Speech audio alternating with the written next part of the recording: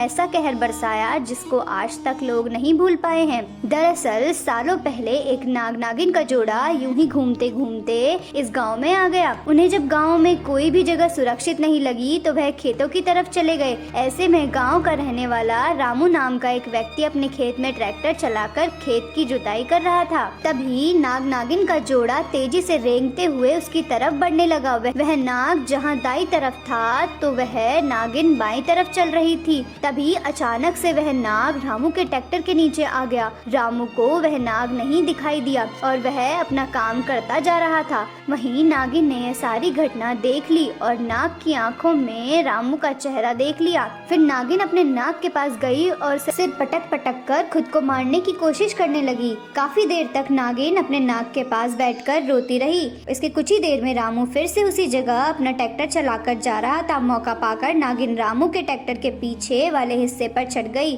और ट्रैक्टर के साथ ही रामू के घर पहुंच गई। दोपहर का समय था। रामू घर खाना खाने के लिए पहुंच गया था। जैसे ही रामू ट्रैक्टर से नीचे उतरा तो नागिन उसके पैर पर डस लेती है। इसके बाद रामू की पत्नी जोर जोर से चिल्लाने लगती है।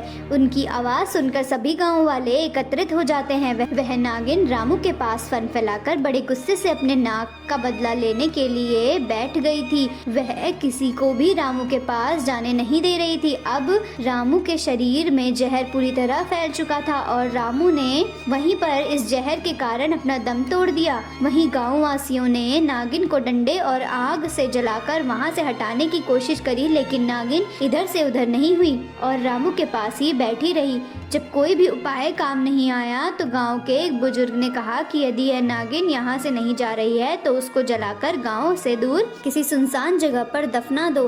गांव वालों ने उस बुजुर्ग की बात सुनकर वैसा ही किया। उस नागिन के आसपास लोगों ने पेट्रोल डालकर उस पर माचिस से आग लगा दी। देखते ही देखते वह नागिन उस आग में जलकर राख हो गई और फिर गांव वालों ने उस नागिन को डंडे से उठाकर गांव के एक सुनसान जगह पर जाकर उसकी जमीन में गाड़ दिया। तब जाकर उन गांव वालों की जान बची और रामू के पास उसका परिवार गया। कुछ ही देर में रामू का भी अंतिम संस्कार कर दिया गया। तब से आज तक उस नागिन का कहर हर किसी को याद है, क्योंकि उस नागिन को देखकर लग रहा था कि वह नागिन सभी की जान लेना चाहती है। लेकिन सही समय पर लोगों ने उस बुजुर्ग व्यक्ति की बात मानकर समझदारी दिखाई और कई लोगों की जान बचा ली।